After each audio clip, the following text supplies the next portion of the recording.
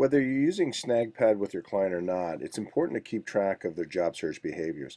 And one important component of the SnagPad system or the methodology is the OAIs, which essentially is the number of job cards in the opportunity column, the number of job cards in the applied column, and the number of job cards in the interview column.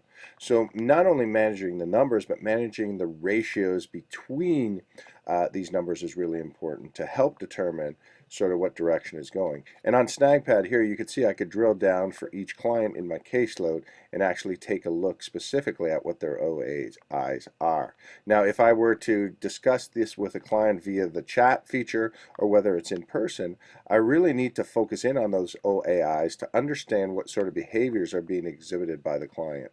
So, for example, there's two really good ways of looking at this. One, I could explore what the numbers mean with each column is the first kind of component, and then the second component is I can explore the ratio between each column. So what is the O to the A to the I, and the O to the A to the I overall? And what this allows me to do is really have a conversation in a meaningful way with the client. So for example, if this happened to be one client and their OAI was 128 to 69 to 8, some of the questions that I may want to ask is, well, where did you identify these 128s? Of course, I can see that in the system, but if I'm going face to face, I could ask that question, and their response could be varied, from identifying them online to talking to friends and family to looking at organizations specifically.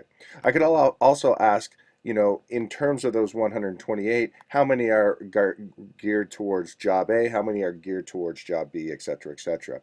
For the A column, I could ask, you identified 128 and you only applied to 69.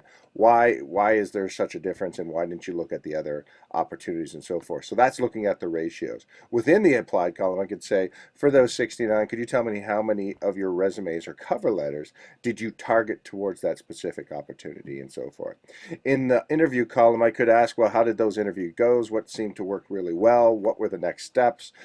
Were you able to collect the information you needed to make a decision on whether or not that opportunity either fitted into your job A or to your job B? So just from this conversation of talking about these numbers, you start to explore behaviors that can help you determine what's working well and what's not working well. And the things that are not working well for your client, you can make adjustments and suggest corrective actions that they can take in order to obviously increase their opportunities, not only getting an interview, but getting a verbal job offer, so they can determine whether or not that fits into their long-term plan.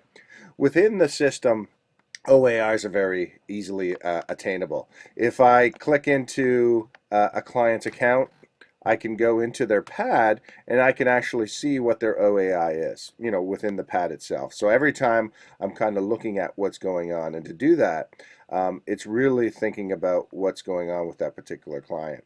So if I go back to the dashboard, if you will, and I click on the dashboard, I can see right off the bat, looking at my list of clients, what the OAI is, and the bolded letters here, and it gives me an indication. Again, the system is prompting you to take a look that the ratio is out of whack, and what's happening here is allowing you to take a look at what the numbers are and what sort of questions you may have about them. In addition to this video, there is a document that you could take a look at and download from the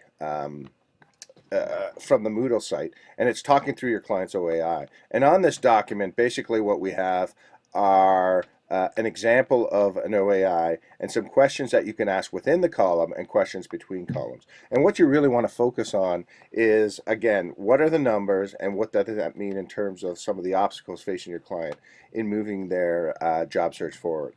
So again, this is a set of questions that you can take and use in your own practice, but you could also add questions to this. And of course, it really depends on what's going on with a particular client and whatnot. So again, it's all about getting good at asking questions around those OAIs.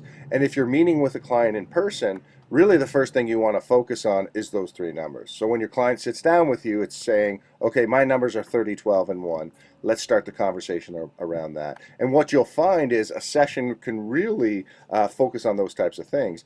And based on the outcomes and the answers to those questions that you ask your clients, you can develop a plan of action that moves you forward. So take a look at the OAIs. Whether you're using it with SnagPad or you're using it just manually with a client coming into your office, get them to collect those numbers, because the more data you have about what they're doing in the job search, the better position you're going to be in helping them.